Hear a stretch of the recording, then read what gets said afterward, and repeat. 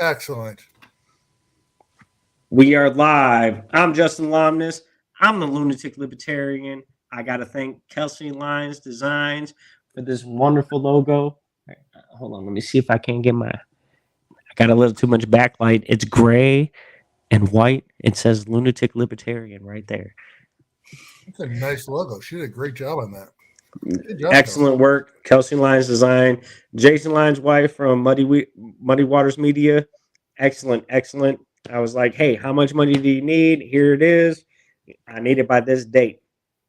I need it by tomorrow because the Wisconsin convention starts tomorrow, 4 p.m., the 29th of April. So I have right now Tony DeRazio, LP National Chair candidate. He is sitting here with the Lunatic Libertarian, going to tell you about what he thinks how this party should go. How you doing tonight, Tony? I'm doing great, Justin. Doing great. Thanks for having me on. I really appreciate you taking the time to come on my show. I'm really trying to push the message of the Libertarian Party. I'm interviewing everybody that I can get my hands on. Unfortunately, Bull Johnson, I fell asleep on him the first time. He has an illness the second time. So maybe the third time will be the charm. And usually when you're trying to find nuance with human beings, maybe the third time is the charm. So, Tony, why don't you tell me what you think should happen with the National Party as far as the Libertarian Party going forward? And why don't you tell me why your journey to this party has presented your argument today? So it's my belief. We're a political party. So our first goal, our first objective necessarily has to be supporting candidates, getting candidates on ballots, supporting ballot access, winning elections. We've been relatively successful doing that on the local level, especially in Pennsylvania, where they just tore it up in the fall. That was they got more than 150 elected libertarians in Pennsylvania. It's excellent. The Pennsylvania party really had it going on. We need to focus on that. Now, one of the things that I've discovered, and just it's experience and outreach that have taught me that, is that a lot of people don't really understand what the Libertarian Party stands for. I think we've all heard, oh, you're just Democrats who like guns, or, oh, you're just Republicans who like weed.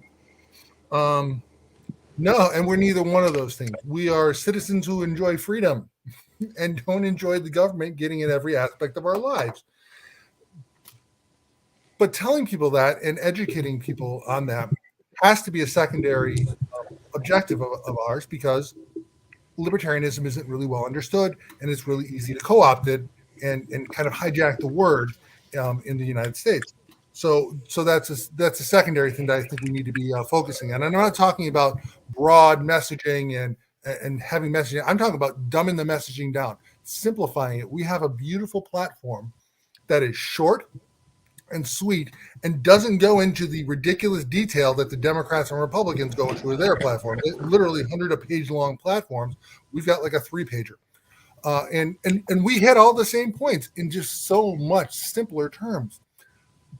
By just driving back to those principles and directing our messaging from there, as opposed to trying to get into all sorts of nuance and making it more complex.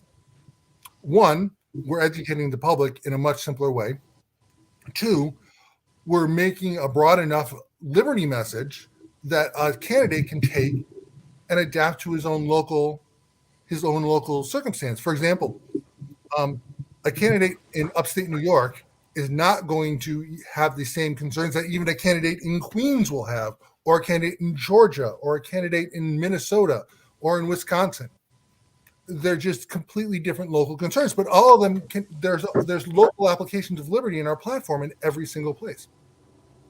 I would agree, and I think that when you look at the national LP and what's happening in our states, I think that we are seeing a transition, or some people may even say a transcendence into the next phase of what Libertarian Party is really going to be. And do you agree that being more aggressive as far as what politics is concerned addresses the non-aggressive principle when you sign that to be a libertarian? Because we all know that politics is not a game of little powder puffs or anything. We have character attacks. We have background attacks. We have history attacks. We have word attacks as far as what you said before and what you're going to say now.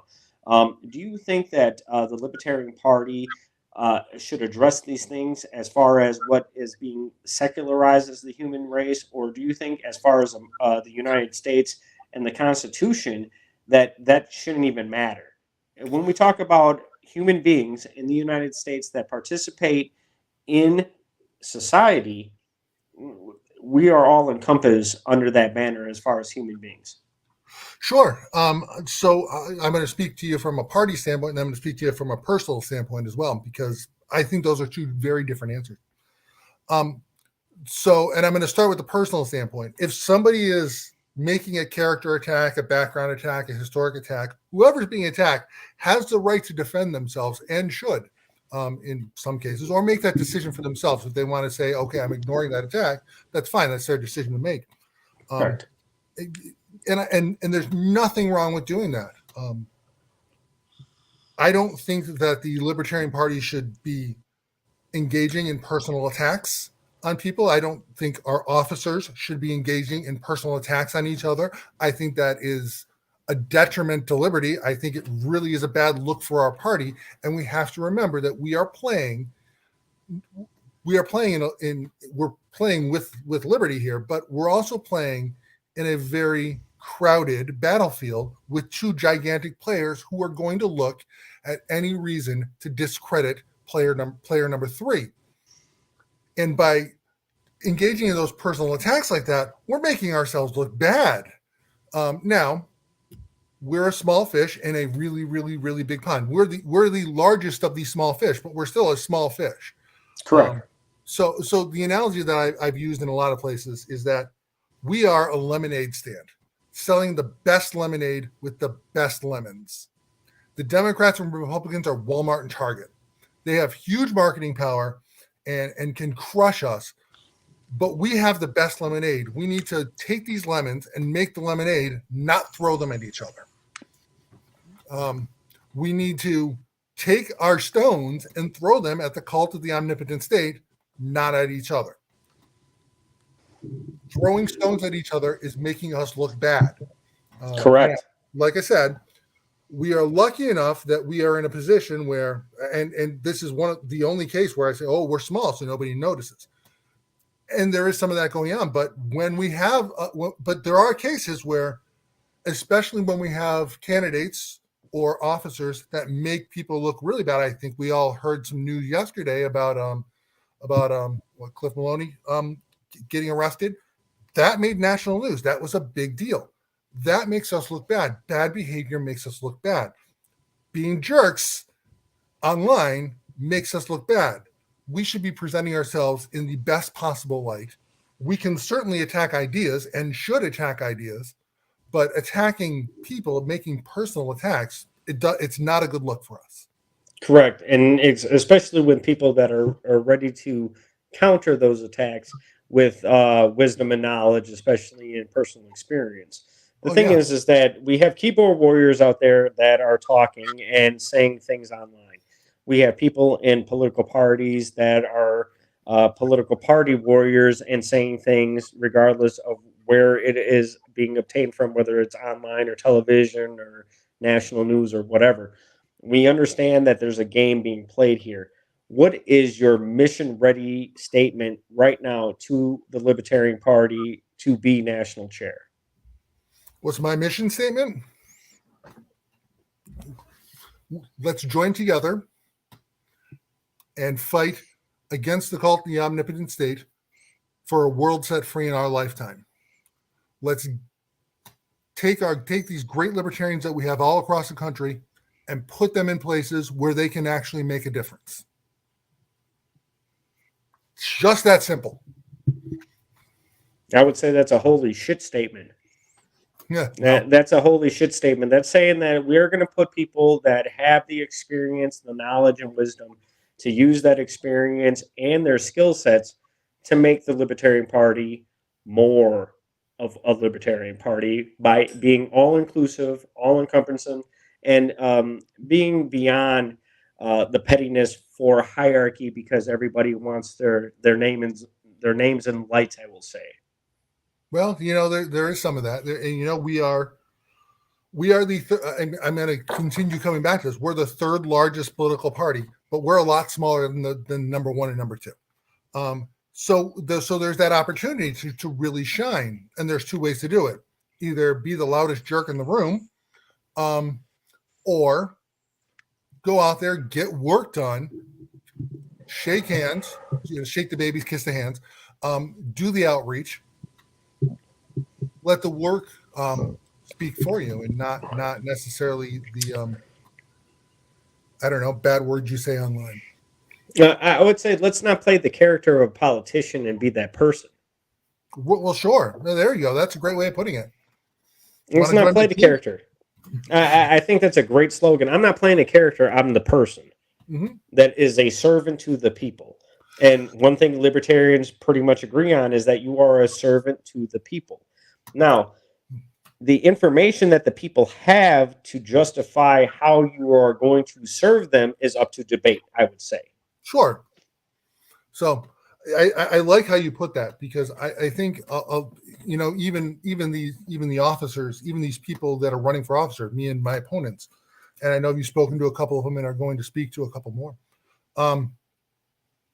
One of the things that Angela McCardle and I did really early was we wrote a pledge to not personally attack each other, which is not to say we're not going to debate. We're not going to have different ideas, but we're not personally attacking each other. I think what a lot of people sometimes forget is that these are real people up here running for these offices. These are real people who are really doing activism in the party. And it's really easy to, when you're hiding behind a keyboard, forget that. But I'm in a situation where I'm seeing a lot of these people face to face. They're not just nameless. They're not just names on Facebook and profile pictures behind a keyboard. They're real people who are doing real work. And that gives you kind of a different perspective. We do have different ideas, and we can and should debate them and be open to what other ideas are. But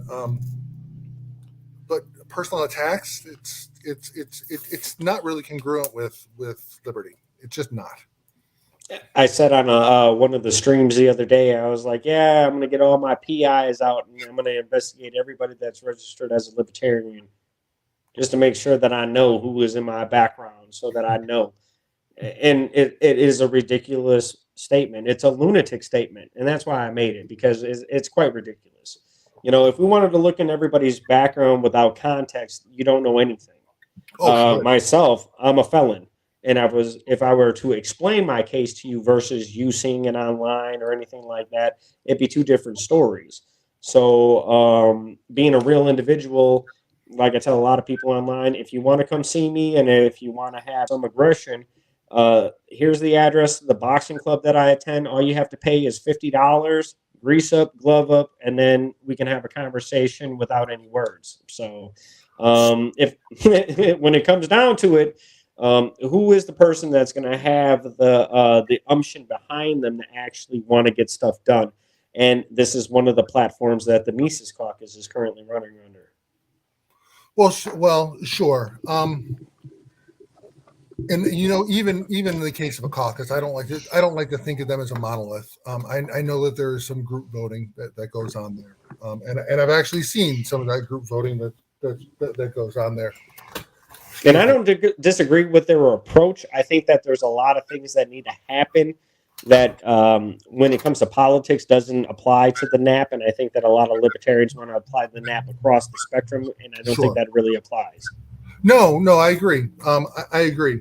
One of the great things about going out and seeing all these conventions and actually meeting with people is that you meet with people. So I've met with a lot of people, and shockingly, they don't all support me for chair. Some of them support Angela McCardle, and that doesn't mean that we're not going to have a conversation, because I want to know why. Why do you support Angela?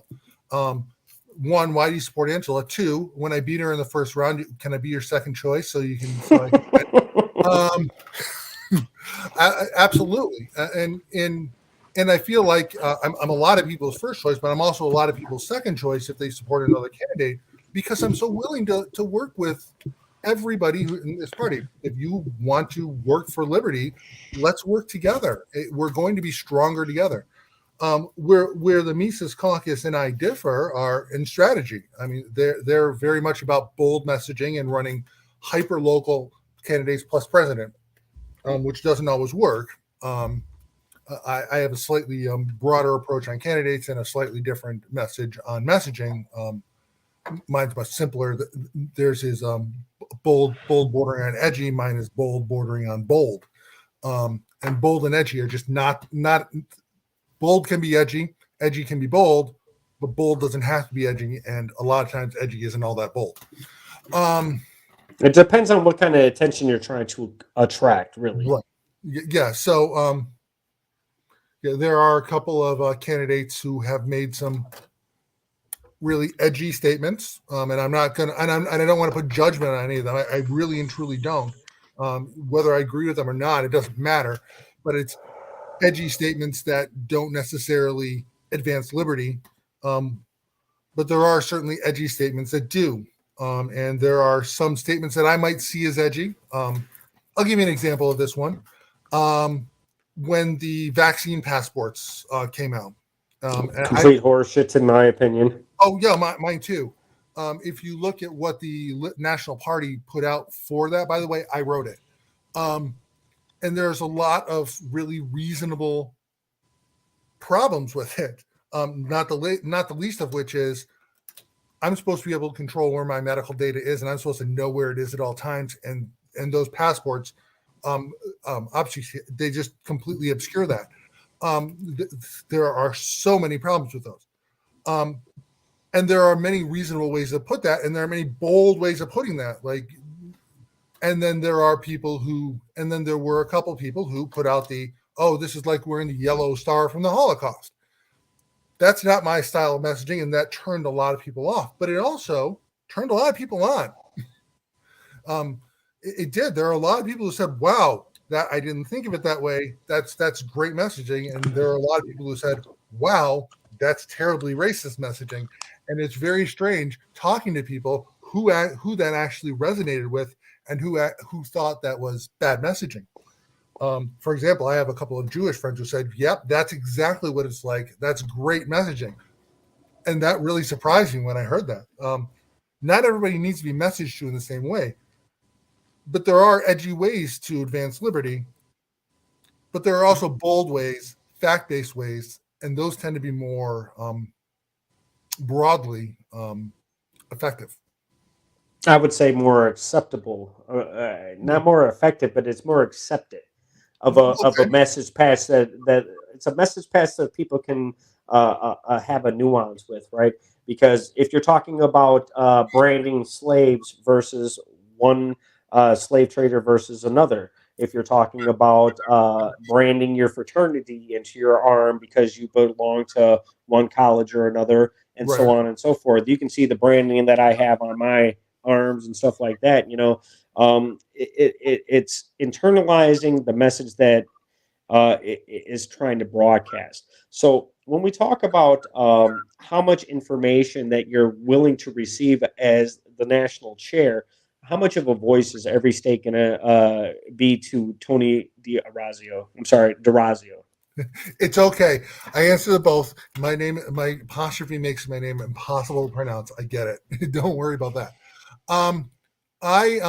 My intention, and these are good intentions here, and who knows what'll happen when I'm actually chair, is to have to make sure that the states have access to me, regular town halls online with libertarians or with the states, sessions with individual states if they want them.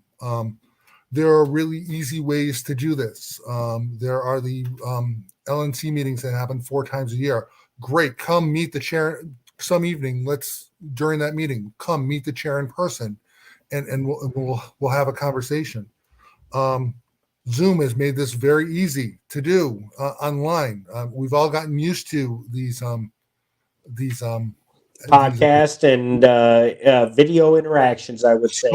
so many easy ways to do this, and it's so easy to have that kind of an open door. Um, and one of the things that I've heard is a major complaint of the last few chairs is that they haven't been accessible to the people, and they've kind of forgotten who they were representing. Right or wrong, there's an easy way to defeat that perception, and that is to make yourself accessible to the people you're representing. And I'm going to invite my fellow LNC members to join me on those. Maybe not every one of them every time. That's 19 people in a single town hall. It's a lot of people. But a couple of them, especially like if we're in Region 8, Rich Bowen and Pat Ford would come on with me, and that would be great. Or I'd bring my vice chair, whoever that may be. So there are ways that we can reach out, and I really think that it's important for the chair to remember that they work for the tens of thousands of libertarians, and not just the BSMs, but people who are voting libertarian across this country, and needs to be somewhat accessible to them.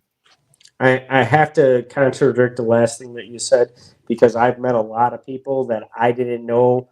They talked a lot about Trump. They talked about a lot of conservatism. They talked a lot about right wing stuff. They talked a lot about Democratic stuff. They talked about progressive stuff.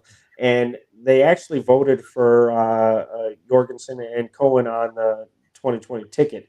And I'm coming to find this out just interacting with them, handing them my card and saying, "Hey, check out my podcast. I'm the Lunatic Libertarian."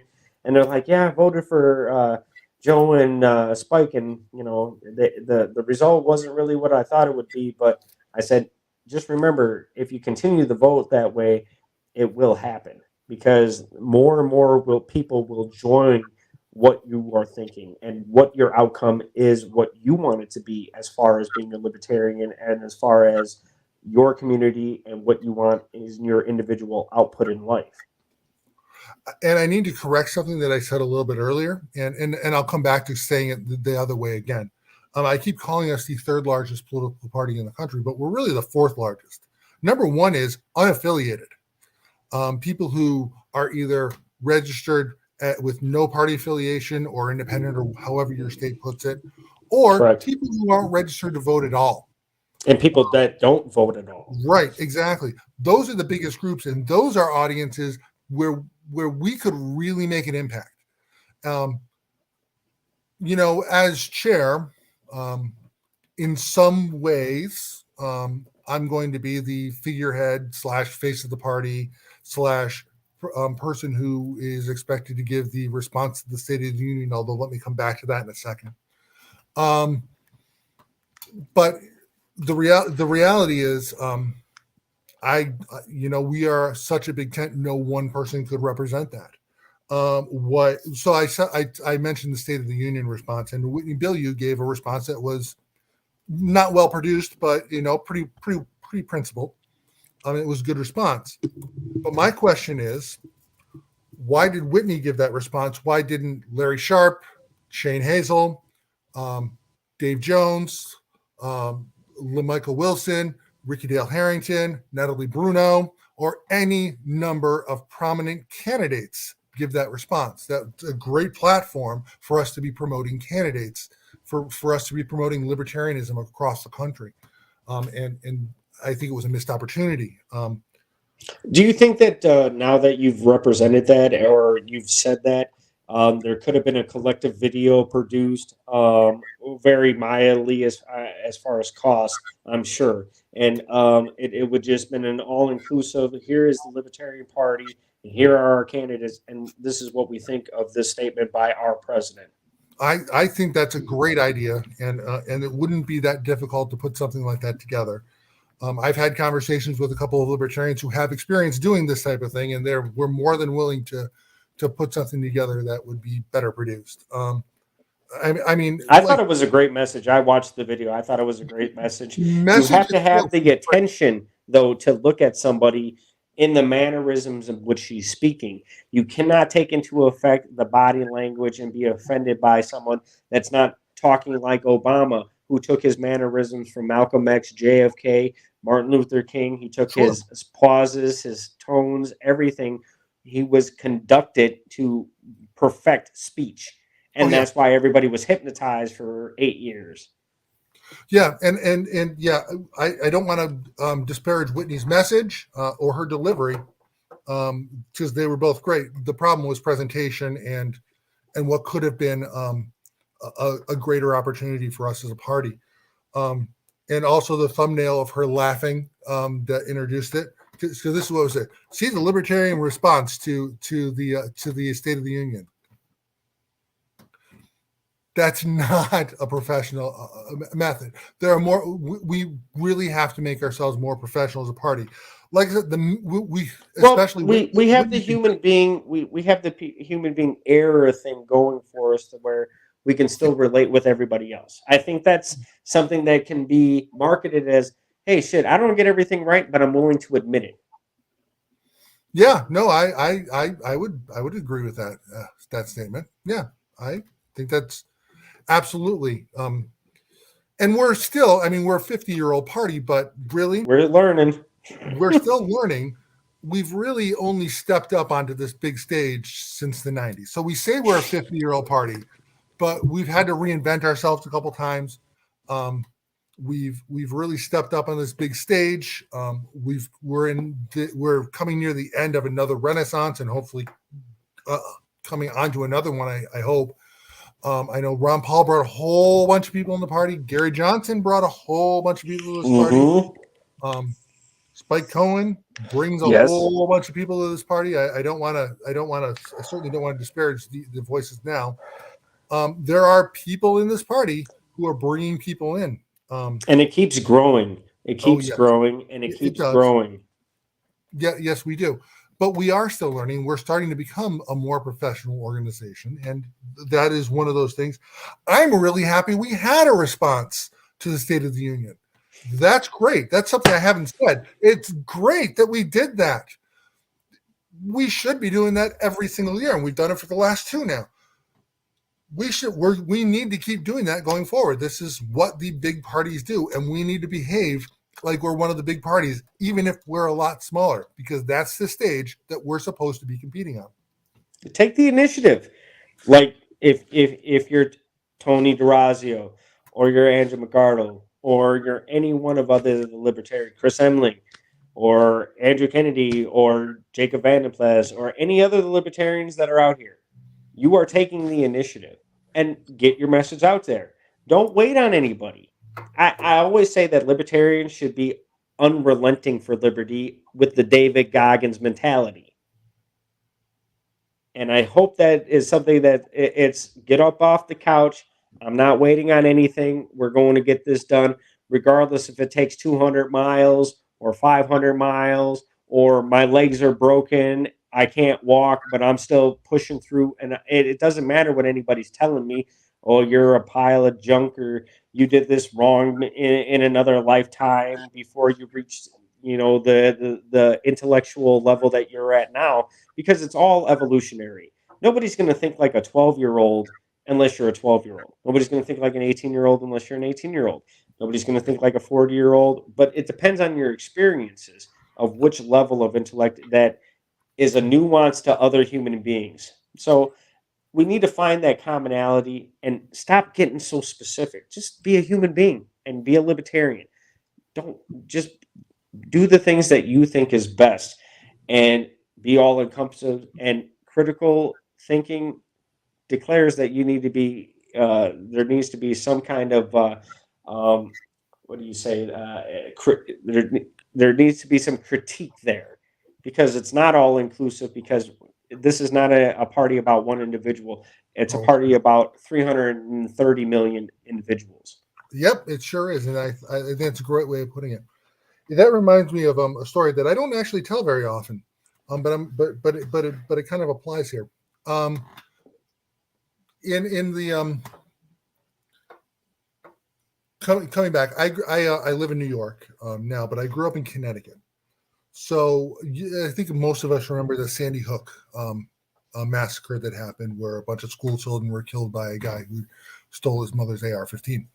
And of course, there were a lot of cries for go gun control. Those guns shouldn't be legal. When in fact, it was a man acting illegally, and if it had nothing to do with actual gun control, he stole a gun from his mother. So put that aside for a minute, because that's actually not the point of my story. One of the things that that brought me back to the Libertarian Party, because I hadn't lapsed, but I hadn't been as active for a while. One of the reactions to Sandy Hook was from a little church in the middle of Kansas called Westboro Baptist. I don't know if you're familiar with them. Yeah, they're the extreme gays are hateful. They actually were talking shit to veterans, and Yeah. they had the Veterans Honor Guard come out, which is a motorcycle club, Yep. actually put them to shame and had them running back to their cars because they weren't playing games with them. Yep, and that's what happened in Sandy Hook too. They actually drove from Kansas to Connecticut to protest the funerals of the first children, and the pictures that were just of the motorcycles lining the roads for miles, guarding them. It was absolutely beautiful. But I actually, as part of that, got into conversations with a few of the members of the church who were very loudly saying, some very hateful things about gay people and how that caused the massacre at Sandy Hook. I just had quiet, logical conversation with them, because even though they had very extreme, hateful views, they're human beings too. And I wanted to understand where they were coming from, and hopefully make them see my my way of thinking. And to that point, several of the people that I talked to that were members of the Phelps family, which is most of the church, are no longer members of that church. They left the church because that moment was one of those catalysts that got them to think, well, wait a minute. Why would God be wanting to kill children because gay marriage is a thing? Well, and the thing is, Tony, when you get into these kind of attention-seeking kind of organizations, they're trying to make a noise for themselves because it's to be popular or something like that. They're trying to get some attention on themselves. The thing is that there really was no credibility. It sold a lot of newspapers. They got a lot of people on the news, but like I said, there were people out there. They were not playing games with these people. You were not going to desecrate the grave of a veteran. You weren't going to desecrate their funeral. You were not going to put anything on their remembrance that was anything that was going to be negative just because you want attention. And these people did not seek attention doing this. They just stood out there and were being the citizens that they thought were being proper as far as respecting the dead. So I agree with you on that, and I only bring up this Westboro Baptist not because I want to give them attention, because the church doesn't deserve attention. Correct. But those people who left, who actually heard the message that I can't take full credit because there were a lot of people who were actually having these conversations, were saying the impact they had. It's like, wait a minute, this is crazy. I need to break out of this culty group think and come over here. It's the easily manipulated, right, Tony? These are people that are easily manipulated to have groupthink and to attach themselves because it makes them feel special because they didn't have the attention doing whatever else in their life, right? Well, sure.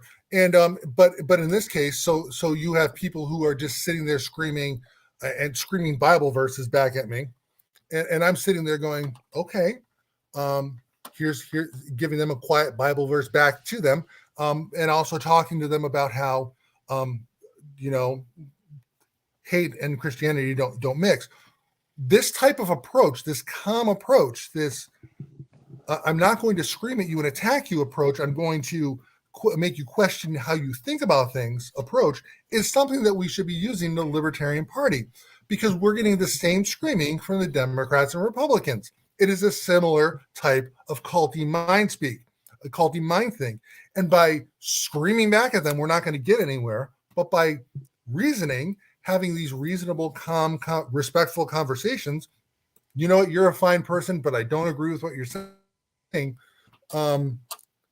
That actually makes a difference. And we've seen cases where that's made a difference in our party too. This is how we've attracted people from the duopoly who have been registered Republican or registered Democrat and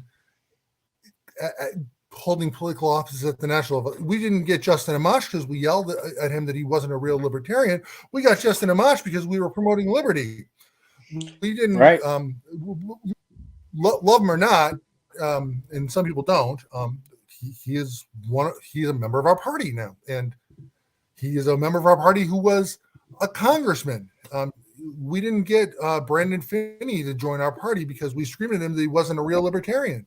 We didn't get the Mike Bacallos of the world. Mike Bacallo was somebody who became a libertarian. He was a city councilor in Cicero, New York, and a great guy. And we didn't get him because we said, "Oh, you're a Republican. You're not a real libertarian." No, we got him because we actually had those conversations in person with him because a local county chair went out to his meeting and said, "Hey, you're talking about libertarian ideas. Let's talk. You probably are a real libertarian." This is how we're going to get people. We're not going to get people by screaming at them that they're wrong. We're going to get people by showing them where they agree with us and where they may be right. Well, I was talking to Dr. Fletcher yesterday, and he runs the Humanity Project. And this is talking about human beings talking to other human beings that have communities that they live in. They have standards of their communities. They implement their influence in their communities. They provide, whether it's being a producer or a consumer, because you're not going to go full circle on the economy unless you have both. So, where do we meet each other? I was talking to other people, and I conversated about this on Clubhouse a lot about how do you address people other than human being? Because I think that's the nuance that we all have, regardless of what country you're from or what language you speak. You're a human being. Doesn't matter if your intellect is small, of a shorter mind span or standard, But yet again, we know that standards don't mean anything, because when you actually talk to human beings, you can talk to somebody that you would think is mentally reduced, but is actually quite intelligent. You can talk to somebody that you think is an asshole, but is quite intelligent on his life experiences. I think when we have these conversations with human beings, we can address each other and have a nuance to say, hey, what makes your life free? What do you think freedom is? And how do we get to freedom if you have a grievance with either government or public policy? I agree. I'm speaking to people on a human level and not thinking of them as a monolith or any sort of a group. Looking at people as individuals and individual human beings, and not as the monolith that may be the letter that is following their name, is going to get us a long way. And it has gotten me a long way. I've done it in New York. I've done it time and again. I've brought people into our party. I think we all have. I've been out to fairs and events and festivals and talked to people who are coming at me from another party, and they leave. Maybe they don't have their voter registration in hand and they're not putting libertarian down today, but they're accepting some of my ideas. I went to the Rochester Pride Festival a few years ago, and we had a great conversation. I had a great conversation with a deaf woman. I don't know sign language, and she couldn't hear a word I was saying and didn't know how to read lips. So we actually wrote out our conversation on scraps of paper. It was brilliant, and she ended up friending me on Facebook an hour later. I'm still friends with her today. She came at me. She was absolutely a progressive Democrat. When she walked up to my table, and I'm standing there. Self-identifying, though, right? Self-identifying, or is that what you would? Okay. Self-identifying. She was self-identified progressive Democrat, very strongly anti-gun. So That was her big issue, is that guns should be banned. And we had a conversation about gun control, and about several other things that libertarians believe. Why do we have to publicly fund that? Why can't we privately fund that? You're a generous person. Most people are generous like you are. Most people are generous with their time or their talent or their money. Why can't we do things that way? That kind of opened her eyes when I said it like that. And she's still a Democrat. I mean, she actually left the country. She lives in another country now. But the fact is, one, she was accepting enough to hear my my libertarian message, because I didn't sit there attacking her. It's like, oh, you're so stupid for having these progressive ideas. No, I sat there and I had a conversation with her, a very difficult conversation at that, because we had to write it out. But some of the things that I said to her, I've seen her come back out on Facebook and say that and start promoting that volunteerism.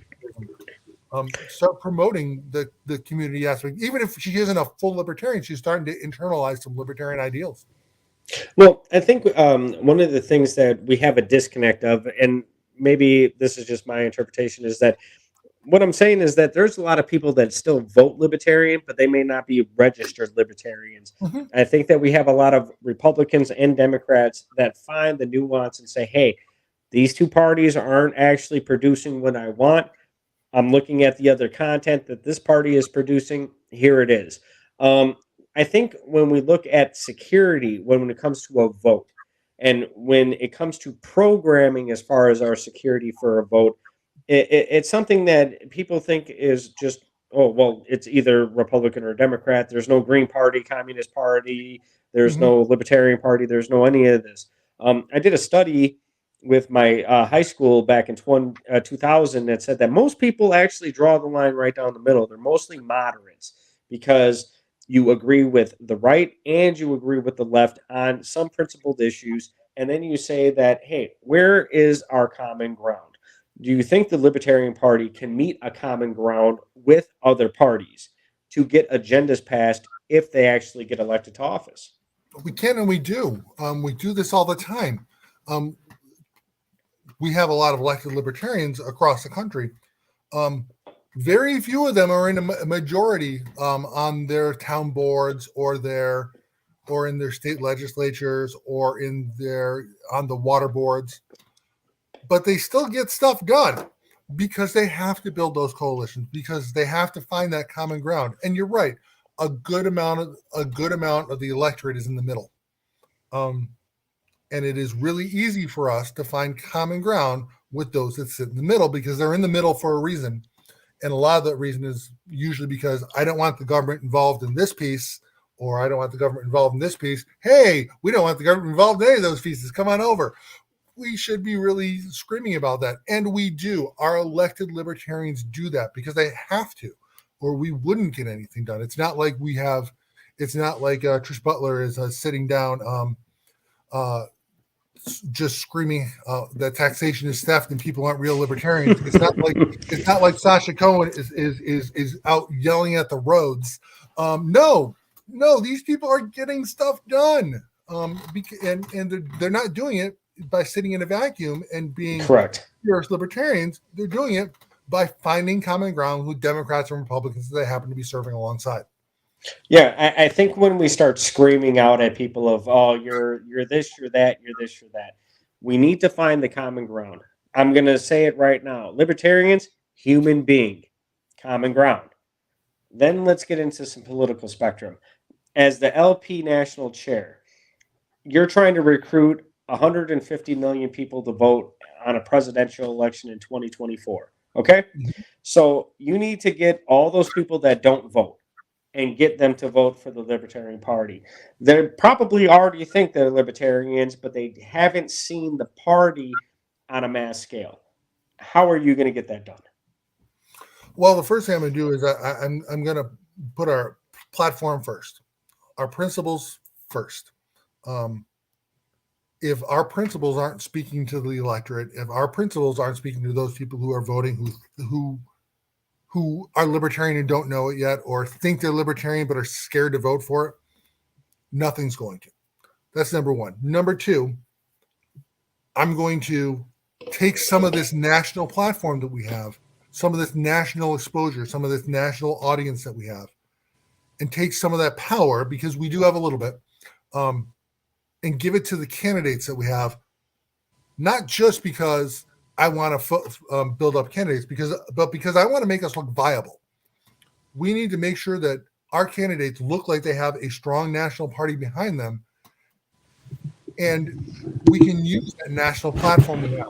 Our time that we get on those national shows, the time that we get on Fox News with Kennedy, the time that we get and all sorts of major markets, local news. Give that to the candidates as much as we possibly can. Mention our candidates as much as we possibly can, because we have strong, viable candidates who are great messengers for our party, and they just need to be seen by the electorate as strong, viable candidates. Do you think that if we get rid of all the public displays of discomfort in the Libertarian Party, that would be better? Or is it better for the public to see our public displays of nuances that are not the same? That we have the disagreements upon the party, but you can see what's going on. Do you think that's better or worse for the party in the long run to have full disclosure? And when I mean full disclosure, that's everybody on the internet. That's all of our public policies. That's how we vote and all our candidates and everything else. It's all out in the open now that we live in 2022. So I think it can be seen as a positive or a negative. And let me explain. If we're having these principled disagreements, but coming at it with liberty arguments, and I'll give you everybody's favorite example is the abortion argument. Our abortion plank is broad enough to encompass both a pro-choice position and a pro-life position. It's beautiful. It is keep the government out of it. And it's great. And there are principled arguments on both sides. And for us to have that debate from a liberty standpoint and an unemotional standpoint on a public level shows people, hey, we're serious about this liberty thing. And you can come in here if you are serious about this liberty thing with us. It shows off how big our tent is. Now, where it gets negative is where we get away from those liberty-based arguments and start going into you're a baby killer. Do you want to kill women arguments? I would just say who is correct and who is incorrect. That's what I would say. I would just say, sure. I don't want to say baby killer or anything like that on the show because I don't want to get kicked. The thing is that it's a disagreement. No, exactly. And where they start, my point there was basically where they start getting into personal attacks and away from the actual meat of the argument. Where the liberty-based meat of the argument. It's good for us to disagree on liberty-based things. It's good for us to have this public debate on liberty-based principles. It's bad for us to have personal attacks and get away from the liberty-based principles. It's really, really a bad look for us. And we have to be concerned about marketing ourselves. Right. And what I mean is that it's a thing that if you're going to display your argument, have an argument. Don't have an emotional argument. Have a fact-based argument, or have an informed decision-based argument versus, well, you're just right or you're just wrong because of this, and this, and it's all based on emotion, and it's just basically a public rant that has no end game. It's just trying to say that you're more superior morally than somebody else, correct? Right, exactly. I think it's really good for us to show just how broadly liberty can be applied, and having those debates on policy, having those debates on positions, with the national parties just saying, hey, this is our platform, marketing to that, letting the members actually have those fact-based debates is a great thing. It is a great thing for us and can be a positive. We're not always going to get that. we're going to have people who get into emotional arguments. We're going to have people who make personal attacks. I would love to say that I, as chair, will end the personal attacks. There's no way, because I can't control what 150 million Americans say. I just Correct. can't. I wish I could, but I can't. But what I can do is I can not feed it from the national party. What I can do is, from a personal standpoint, not feed that. And I think I've been doing a pretty good job of that during this campaign and even before that. Um, and I believe in leading from the front, and that's how I intend to lead the Libertarian Party. And I would say that's an excellent approach.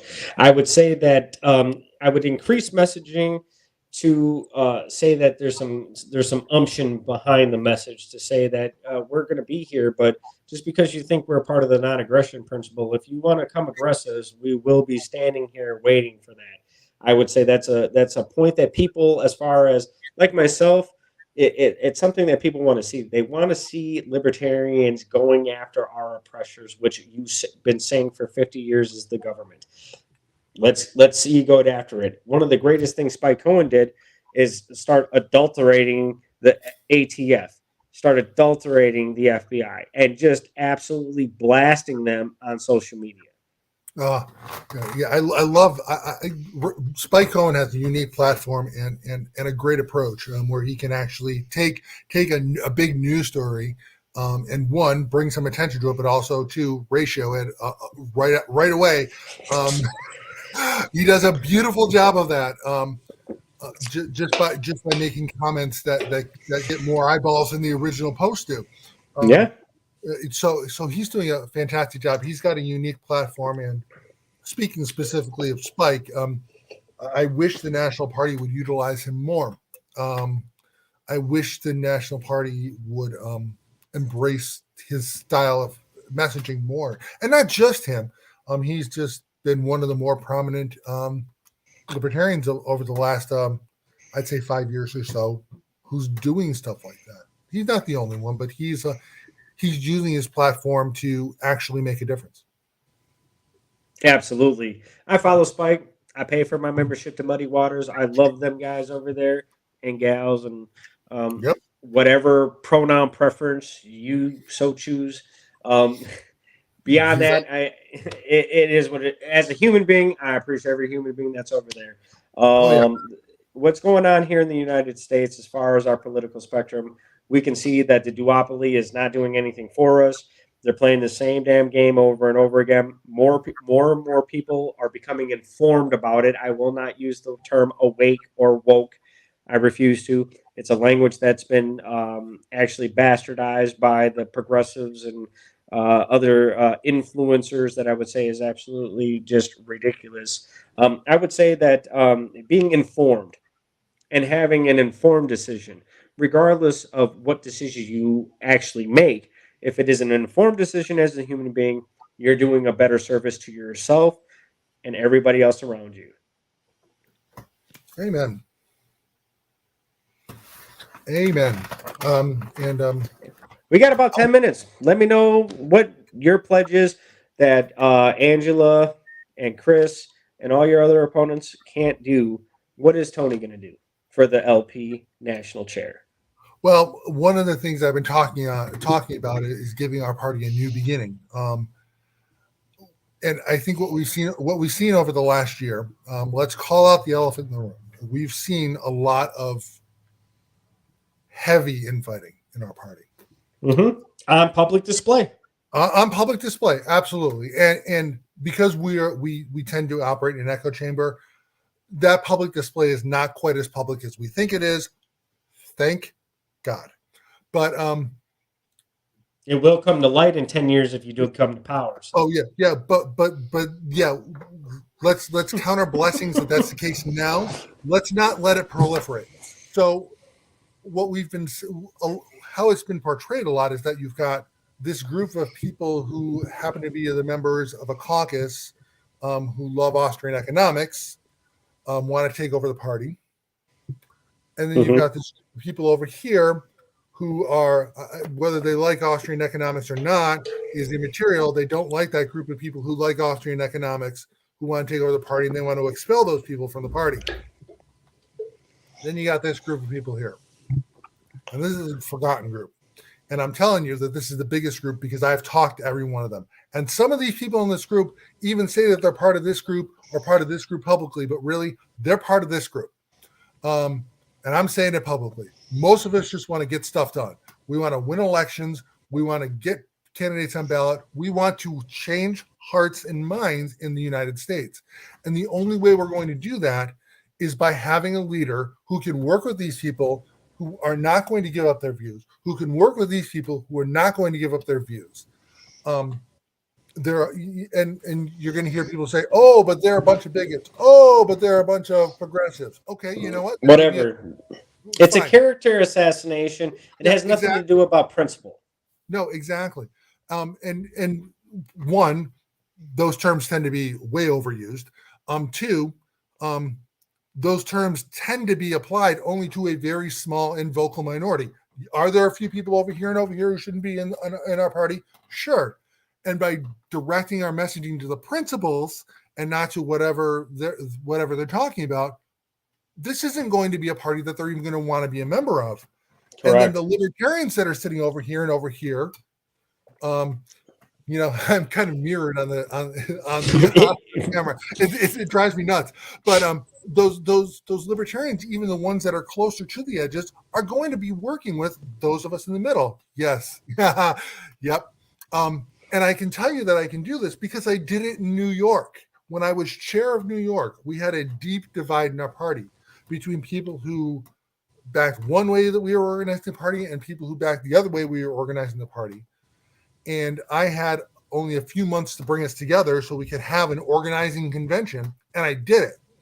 And I didn't do it by doing any sort of black magic. I did it by actually talking to people on both sides and saying, you know what? I can work with you. There's enough that we agree with. Don't look at the other side. Don't worry about what they're doing. Look at me. Let's start looking forward at the state. And it was effective and actually brought people together. Some of them wanted to throw stones at me because they didn't really like what I was saying. But hey, I'm happy to be everybody's enemy too. Unification is unification. But in all seriousness, that's not really a common thing. But having a group of people who are willing to lead from the front and willing to work against the cult of the omnipotent state and for a world set free in our lifetimes is going to bring the party together a whole lot more than any group on one side or the other who wants to take it all over. Correct. I think I brought this up in a clubhouse room. I said that, hey, why don't you guys go, if you can, if you have any disagreements at the National Convention in Reno, I'm sure there's going to be a boxing club that's going to be open. Go pay for a group session. Go, and I'm sure they have plenty of gloves and everything else. The only investment that you're going to have to pay for is the $5 for a generic mouthpiece. And if you actually want to have a discrepancy that you think is something that's so passionate, well then, like I told David Fight, hey, let's go. We can grease up, we can glove up, and we can fight for freedom. So I hear the Pro Wrestling Caucus wants to set up a steel cage outside the Golden Nugget.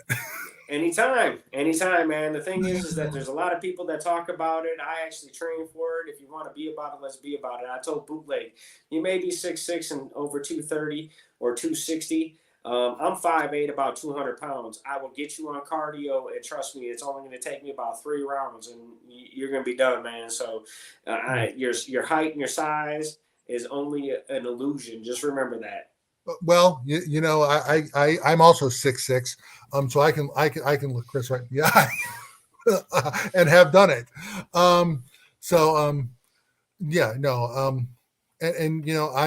am somebody. I grew up playing hockey myself, which believe it or not has a lot of tall people. Yeah, a lot of people don't realize. 6'5", 6'6", and there's some big motherfuckers out there rolling around on them skinny ass blades. And yep. I took my kids ice skating. You want to talk about something that's going to kill your ankles, your shins, go get on some speed skates and see what you're going to do on the ice. And I'm from Wisconsin. Oh yeah. And fuck that. Wisconsin. Yeah. I graduated from hockey to curling, because I could just wear shoes and not skates. So much easier on the ankles, but actually I had pretty strong ankles. I was a good skater, but yeah, so you're from Wisconsin. There's a whole lot of curling there. Yeah. Yeah, it's Wisconsin, an Olympic sport that they can shove up their ass. I don't think that's actually something that's actually a sport. I'm sorry. I got to get you out on the ice sometime, my friend. You Okay, you come into the boxing ring, I'll go get on the there ice. we go. There we go. That sounds like a deal. That sounds like a plan. We're at 1 hour, Tony. I really appreciate you being on the Lunatic Libertarian. I think this was a great conversation. I think so that our base is going to sit here and look at this video and go, okay, well, when I have the next Libertarian national chair candidate on, Angela McArdle, we can see, because then there'll be a comparison on the Lunatic Libertarian right here. And remember, Thomas Queter announced his U.S. Candidacy against Chuck Schumer on this show.